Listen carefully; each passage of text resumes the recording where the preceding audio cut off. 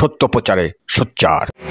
পাঁচ বিবিতে কালী পূজা পরিদর্শন করলেন মেয়র প্রার্থী শামীম হোসেন মণ্ডল। ধর্ম যার যার, রাষ্ট্র সবার, উৎসবের টানে ছুটে যায় হিন্দু মুসলিম আমরা সবাই ভাই ভাই। 20 অক্টোবর সোমবার দিবাগত রাতে পাঁচবিবি পৌরসভার বিভিন্ন মন্দিরের কালী পূজা পরিদর্শনে গিয়ে এ কথাগুলোই বললেন মেয়র প্রার্থী জেলা ছাত্রদলের সাবেক সাংগঠনিক সম্পাদক ছাত্রনেতা শামীম হোসেন মণ্ডল।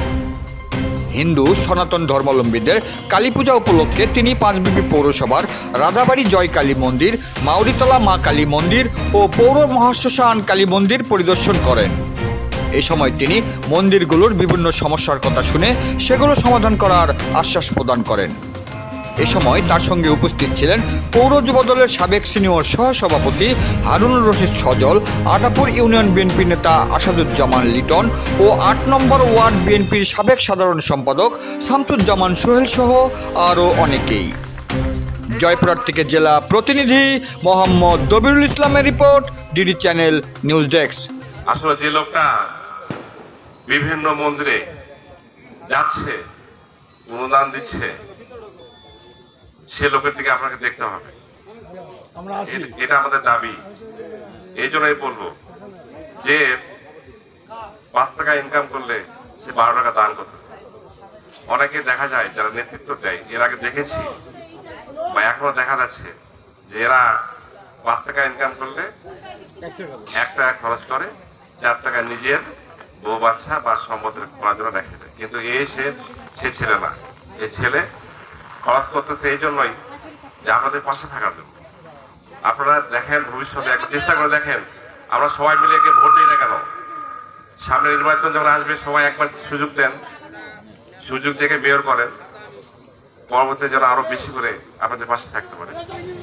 সামনে আমাদের জাতীয় ভোট, জাতীয় ভোটে আপনারা আমাদেরকে সহযোগিতা করে বিএনপিকে আপনারা সরকার গঠন করার সহযোগিতা করবেন।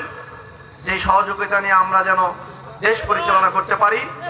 পাশাপাশি স্থানীয় নির্বাচনটি খুব গুরুত্বপূর্ণ, কারণ স্থানীয় সরকারের হাতে সমাজের অনেক উন্নয়ন ঘটে। এমপিকে ভোট দিলাম, এমপি কিন্তু তৃণমূলের তেমন উন্নয়ন করতে পারে না। তৃণমূলের কর্ণধার বা তৃণমূলের সেবক হচ্ছে তৃণমূলের প্রতিনিধি, যেমন ওয়ার্ড কাউন্সিলর, পৌরসভার মেয়র, ইউনিয়ন পরিষদের চেয়ারম্যান, উপজেলা চেয়ারম্যান। এই বিষয়গুলো কিন্তু বিচক্ষণতার সহিত আপনাদেরকে বিবেচনা করতে হবে। আগামীতে কারা আপনাদের সেবা করতে পারবে পাশে থেকে, কারা আপনাদেরকে সহযোগিতা করতে পারবে, তাদের সহযোগিতা করা এবং সেবা করার মানসিকতা আছে, আপনারা এরকম বিবেচনা করবেন। যাই হোক, আমি আশা এবং প্রত্যাশা রাখি, যেহেতু আগামী দিনে আপনাদেরকে নিয়ে একটি পৌরসভা স্বপ্ন দেখছি, আমি আপনাদের কাছে একটিবার সুযোগ চাইব। আপনারা আমাকে একটিবার সুযোগ দিয়ে দেখবেন। আমি যদি ভালো কিছু করতে পারি, আপনাদের সেবক হিসেবে যদি থাকতে পারি, আপনারা পরবর্তীতে সুযোগ দেবেন।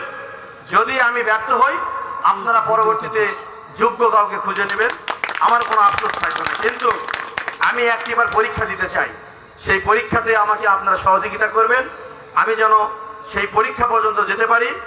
পরীক্ষায় আগামী দিনে দেখে দিবে যে আসলে আমি পাস করব না ফেল করব।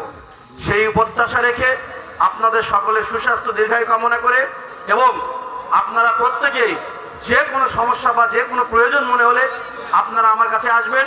আমার দরজা আপনাদের রাত দিন 24 ঘন্টা খোলা। আমি আপনাদের পাশে থেকে সেবক হিসাবে কাজ করতে চাই। আপনারা একটা জায়গা দেখেন, যদি কিনে দেওয়া লাগে কিনে দিব। আপনাদের তো হাফ শতক বা 100 জায়গা হলেই তো হবে। 2 লাখ আরো কম আসবে। আপনারা জায়গাকে চেষ্টা করবো, যদি পারি আমরা পারবো, না পারলে জায়গা কিনা আপনাদের মন্দির করে দেওয়া হবে।